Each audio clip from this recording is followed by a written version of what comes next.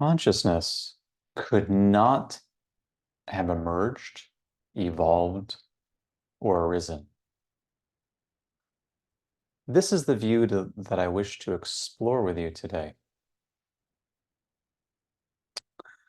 However, I'm not going to go into the technical details since I don't think this view works at all in the first place. The view according to which consciousness is an emergent property, a property that emerges from certain brain states or neural correlates or matter. Why not? This is because the nature of consciousness itself, as I'll be discussing with you today, is very different from the picture proposed by the very view that I'm criticizing. Consciousness is fundamental. In fact, it is the very essence of reality. But we'll have to get there together. Before we do so, I want to remind us of the importance of this question. Perhaps you've watched some of the histories of religion, some of the episodes that I've recorded already, and you might be wondering, this seems like a very abstract or academic subject, one that has no bearing on the life that I lead. Or maybe you're someone who comes from the study of consciousness and the academic study of consciousness, and what follows is going to sound overly Eastern, spiritual, in particular Vedantic.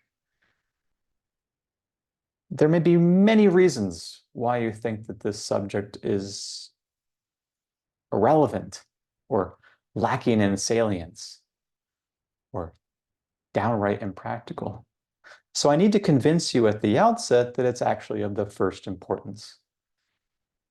Here's how. If you're like me, then perhaps many of the years of your life have been spent, so to speak, sleepwalking. They've been pre-reflective. You've been going about your life for years or decades in such a way that your life seems to be driven by habits and customs, and in short, by the way we do things around here. That was true for me. Most of us, I think, go through a fairly lengthy process of sleepwalking. That's my metaphor. But then you might begin to experience some kind of fundamental event or existential opening or doubt or confusion. You might slowly or actually quite swiftly come to wonder. You might say to yourself, I don't really know why I'm here or why I'm living, or I don't really know how to live my life. And in fact, I don't quite seem to know exactly who I am. I feel as though I'm losing my bearings. Perhaps I lost a job, or perhaps I'm in the midst of a career transition, or perhaps somebody died in my life, or maybe a number of events came together like a tsunami. However that may be, I begin to wonder about who I really am. As that question ripens, after a period of time, it becomes natural to wonder, in fact, about the nature of consciousness.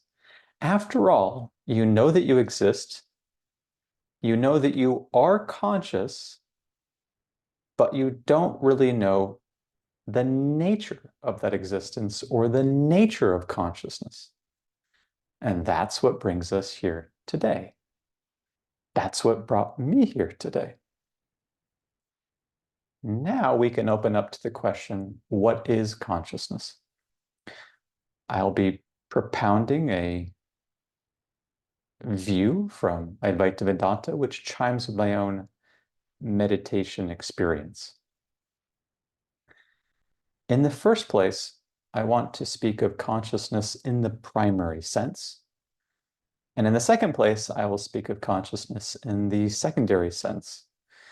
I'm doing so only to offer up some analytical clarity, but in the final analysis, these two senses, or this nature of consciousness, is one and the same. It's the same consciousness, but spoken of in two slightly different manners. Let's come then to consciousness in the primary sense. The statement here is consciousness without an object is. That's actually an aphorism from a 20th century sage named Franklin Merrill Wolfe. Let me repeat that. Consciousness without an object is. What is an object? And what is this isness? An object in this particular tradition refers to thoughts, feelings, sensations, and perceptions, or to what can otherwise be termed objective experiences. Objects then are rising and falling experiences, coming and going experiences, thoughts, feelings, sensations, and perceptions. So sense experiences, physical sensations, and mentations, or mind, will all fall under the header of, or under the concept of, object. Now we come to is. Consciousness without thoughts, feelings, sensations, and perceptions is, in the sense that it is being, a reality. Let me try to bring this out by means of a story. We're now in the waking state as you watch this video. Suppose you fall asleep and you go into the dream state. The dream state disappears and you fall into or arrive in what's called deep dreamless sleep. A searching inquiry through meditation, through various contemplations, would reveal that deep dreamless sleep could be said to be consciousness without an object. There are no thoughts, feelings, sensations, or perceptions in deep sleep or in deep dreamless sleep. But it's not unconscious. It just isn't illuminating, as I'll come to shortly, any objects. Consciousness, in its essence, is in the sense that it is wholeness or being or unbecoming. It's always already the case. And that will be easier to see as I turn to consciousness in the secondary sense. So what is that? In the secondary sense, consciousness refers to what I'll here term witnessing consciousness or witnessing awareness. This means that all objects, all thoughts, feelings, sensations, perceptions, in order to appear at all, need to appear to a background. That background is witnessing consciousness. In order for them to arise at all, they require that to which they can appear. And that is called, in this particular tradition, the witness, or witnessing consciousness. Now, obviously, there is emergence or coming and going of thoughts, feelings, sensations, and perceptions. Thoughts, feelings, sensations, perceptions, rising and falling and rising and falling and coming and going and rising and setting. Nobody doubts that. However, the necessary condition for the very possibility of a thought, for example, of 2 + 2 = 4, is witnessing awareness. It's that to which and on account of which 2 + 2 = 4 can arise in the first place. This is really easily discovered through meditation. Here is one example. Allow 2 + 2 = 4 to arise. Think 2 + 2 = 4. Notice that 2 + 2 = 4 is rising and setting. Now, ask yourself the question, am I aware of the rising and falling of 2 + 2 = 4? Check. Yes.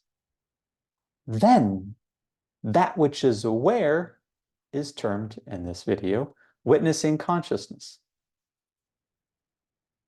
When witnessing consciousness, you might say, has no object to witness, and this is where you get into samadhi states and to very deep meditation, then it's as if witnessing consciousness, the secondary sense of consciousness as described here, were to sink back or unfocus into undifferentiated consciousness without an object in the primary sense. And so in actuality, these are not two different types of consciousness. It's one consciousness expressing itself in two modes. Now, how does this answer two of our questions? The first question is not really a question, a statement. It is that consciousness could not have emerged. That is because only objects ever emerge. And objects, as argued so far, always require a background awareness to which they can occur so that they can arise in the first place. You can't think 2 + 2 = 4 unless there is that illumination on account of which 2 + 2 = 4 can appear at all. So there is really no emergence. It's the fundamental consciousness is the fundamental condition in order for there to be experience at all. Now, secondly, who am I? Once that question arises, it can seem as if I'm the body. It can seem as if maybe I'm energy. It can appear as if I'm the mind, etc. A searching investigation would show that the body is an object. And that object is appearing to witnessing consciousness. That same inquiry would show that prana, or vital energy, or life force, is also appearing to consciousness in as much as it is to an object. And a further inquiry would show that the mind, thought, or feeling, thinking arising or feeling arising, is also an object appearing to witnessing consciousness. Therefore, I can't be the body, I can't be energy, and I can't be the mind. Is it the case, and here's where the inquiry really takes off, that I am witnessing consciousness? Yes, but as that inquiry deepens, the sense of duality between witnessing and witnessed, seer and seen, knower and known, starts to melt away. And what's revealed is that I am consciousness pure, consciousness in the primary sense. So that investigation, which starts with losing a job or having a loved one become ill, or simply feeling disoriented, goes deeper and deeper and deeper and deeper until perhaps I realize that the very nature of myself, the very nature of my being, is none other than consciousness. Herein lies peace, freedom, non-dual understanding, and abiding happiness.